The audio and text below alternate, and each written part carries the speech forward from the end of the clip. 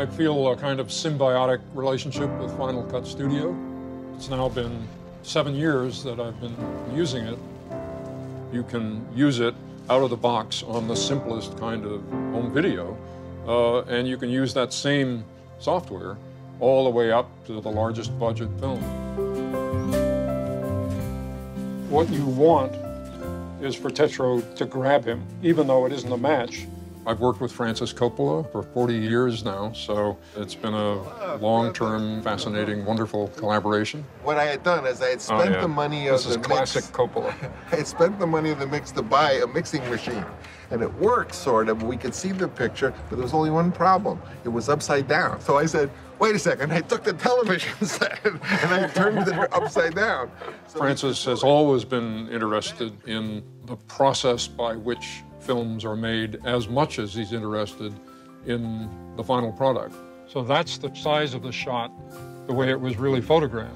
The project that I've just finished is Tetro, which is an original screenplay written and then directed by Francis.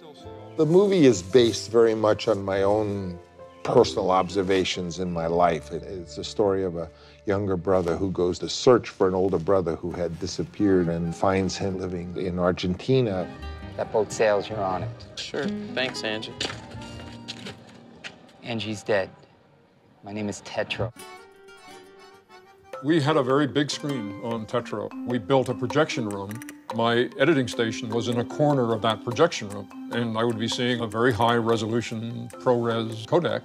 Now in Final Cut Studio, ProRes gives an extremely accurate, clear picture, which to my eye on a 20-foot screen looks like the finished film. You know, I'm a big admirer of Apple. I love their ingenuity and products they make, and so I was happy to work with systems that they developed. So it was a move in and then a pull back.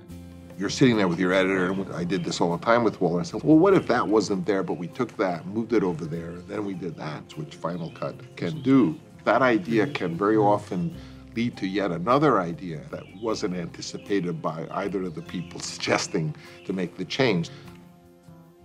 Final Cut Studio is ready to operate at the highest professional level. And I've always felt that people at Final Cut were listening to us, and now I'm seeing a number of these things actually coming to fruition. One of the things I'm really excited about in the latest version of Final Cut Studio is the iChat Theater, which adds the ability to show the screen that you're working on the screen of the person that you're talking to who might be 8,000 miles away. So whoever you're collaborating with feels like they're in the room with you. There's a big improvement in markers. I'm a marker kind of person. I love that kind of ability to itemize detail. Now there are different levels of markers so that you can say, here's a set of markers which are just relevant to the visual effects, and you can color them differently, and also now they will travel with the cut. I found the suitcases. When I'm sitting there watching dailies, I've always had to look with a squinty eye at where the time code was. Now there's a separate time code window that you can turn on or off, and you can also place it anywhere you want, and you can make it whatever size you want. And I say, hallelujah, the new version of Final Cut Studio. It's getting things up a level in terms of utility and performance. You know, we're really making a film. These things are really necessary. It's just the wonderful evolution of a piece of software as sophisticated as Final Cut Studio.